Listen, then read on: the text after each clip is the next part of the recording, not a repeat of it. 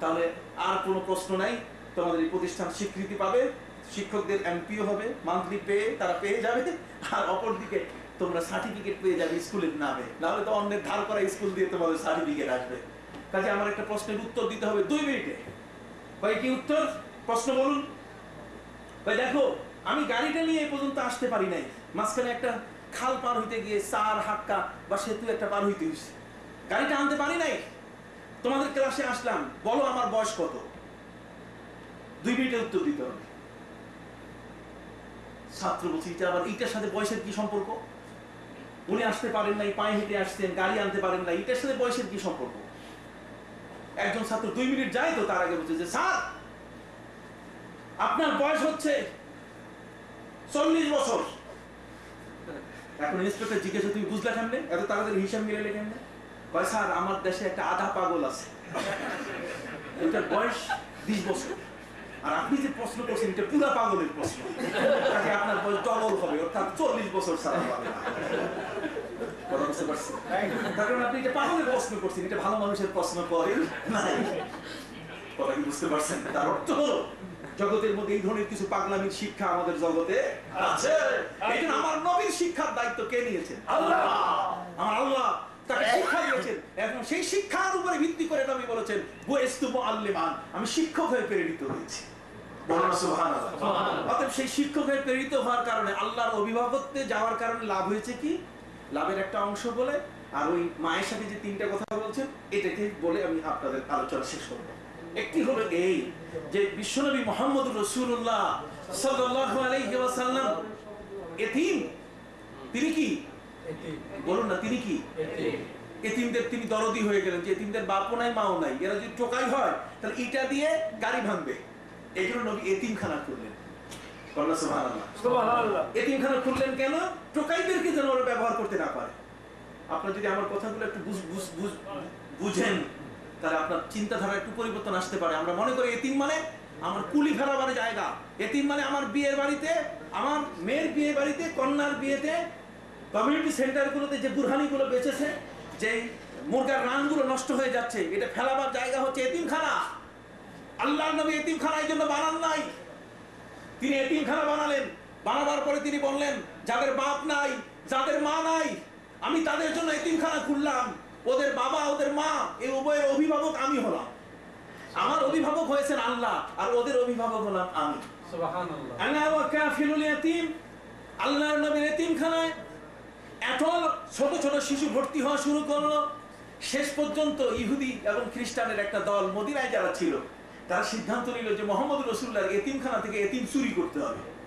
কারণ মুহাম্মদের ঘরে খাবার নাই, মাস চলে যায়, তার ঘরে আগুন জ্বলতে দেখা যায় না, ছোট্ট শিশুরা তার ঘরে জীবন কাল কাটাচ্ছে বড় কঠিন অবস্থায়। মুহাম্মদ সাল্লাল্লাহু আলাইহি ওয়াসাল্লাম তাদেরকে ঠিক মতো খাবার দিতে পারছেন না, পেটে পাথর বেঁধে বার্ধক্য হয়েছে কোনো কোনো ক্ষেত্রে।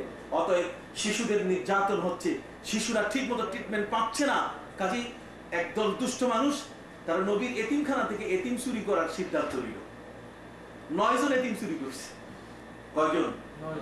আবার বলুন কতজন? 9 জন এতিম চুরি করছে এতিমখানা।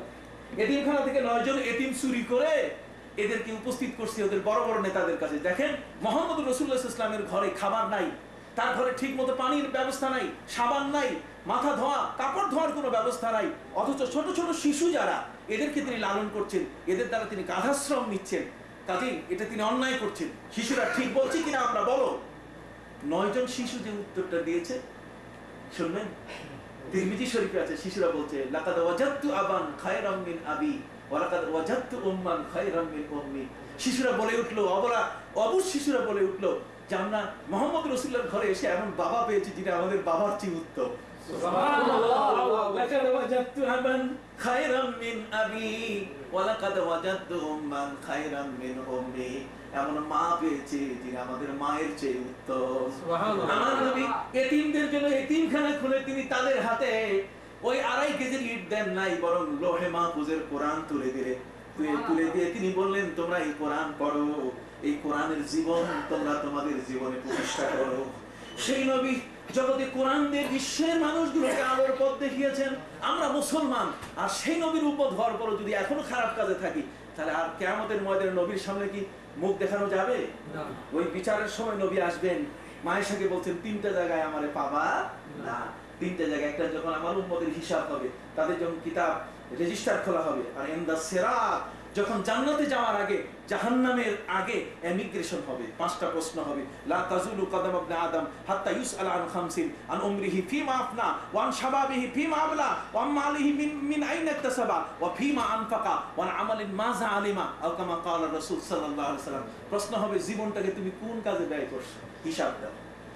মিথ্যার সাথে, অন্যায়ের সাথে, অপরাধের সাথে? রাসূল বলেন মুনাফিক ওই ব্যক্তি আরবাউ মান কুননা ফিহি খাসলাতুন কানা মুনাফিকান খালিসা। 4টা স্বভাব যার ভিতরে থাকবে, সে অ্যাকুরেট, মানে একেবারে কোনো সন্দেহ নাই, নির্দ্বিধায় সে মুনাফিক। যদি একটা থাকে, তাহলে মুনাফিকের খাসলত তার মধ্যে আছে। তার মধ্যে একটা হলো ইজা হাদ্দাসা কাযাবা, যখন সে কথা বলবে মিথ্যা বলবে। কথা বলে না, কথা যখন বলবে তখন কি? তার কাছে আমানত রাখবেন কিছু, সাথে সাথে অস্বীকার করবে। কথা বুঝতে পারছেন? ওই যা খাসামা ফাজারা, যখন তার সাথে ঝগড়া হবে তখন বাপ মায়ের নাম তুলে আপনার গালি দিবে। আছে না, গোষ্ঠী শুদ্ধ শেষ করে? কথা বললা, গোষ্ঠী শুদ্ধ শেষ করে এমন লোক আছে কিনা? এটা কখনো করা যাবে না, কোন অবস্থায়। ইজা হাদ্দাসা কাযাবা ওয়া ইজা উতুমিনা খানা ওয়া ইজা খাসামা ফাজারা। আল্লাহ রাসূল সাল্লাল্লাহু আলাইহি ওয়াসাল্লাম ঠিক এমনি করে বলেছে, সালাসাতু আয়াতুল মুনাফিকে সালাসাতু, মুনাফিকের আলামত কয়টা? 3টা। বলেন না কয়টা? 3টা। তার মধ্যে কথা বললে মিথ্যা বলবে, আমানত নষ্ট করবে, আর ঝগড়াঝাটি করলে বাপ মায়ের নাম তুলে গালি দিবে। কথা বুঝে গেছে? কাজেই আমি আশা করছি আপনাদের কাছে একটি আয়াত পড়েছি, হুয়াল্লাযী আরসালা রাসূলাহু বিল হুদা ওয়া দীনিল হক। আমাদেরকে আল্লাহ এমন একজন রাসূল দিয়েছেন, এমন একটা সত্য ধর্ম দিয়েছেন, সেই সত্য ধর্মটা আজকে বিজাতিদের মধ্যে দেখা যায়। কি বলেন, ঠিক কিনা? আমাদের কাজগুলো আজকে যাদের কাছে আশা করি নাই তাদের কাছে পাওয়া যায়। আমরা আল্লাহর কাছে দোয়া করি, আল্লাহ যেন আমাদেরকে যাবতীয় গুনার কাছ থেকে মুক্তি দান করেন। সকলে বলো আমিন। সবার প্রতি শ্রদ্ধা নিবেদন করে আজকে দীর্ঘ সময় আলোচনা করার সুযোগ দেওয়ার কারণে শ্রদ্ধেয় প্রেসিডেন্ট, এখানে ভাইস প্রেসিডেন্ট, এখানে জেনারেল সেক্রেটারি, ক্যাশিয়ার, এখানে রিলিজিয়াস টিচার এবং আপনার একজন কমিটির যারা সদস্য রয়েছেন, সবার প্রতি শ্রদ্ধা নিবেদন করে, আপনাদের কষ্ট হয়েছে, আমি সময় নিয়েছি, আবারও ক্ষমা চেয়ে এখানে শেষ করলাম। ওয়া আখিরু দাওয়ানা আলহামদুলিল্লাহি রাব্বিল আলামিন। ওয়াসসালামু আলাইকুম ওয়া রাহমাতুল্লাহি ওয়া বারাকাতুহু।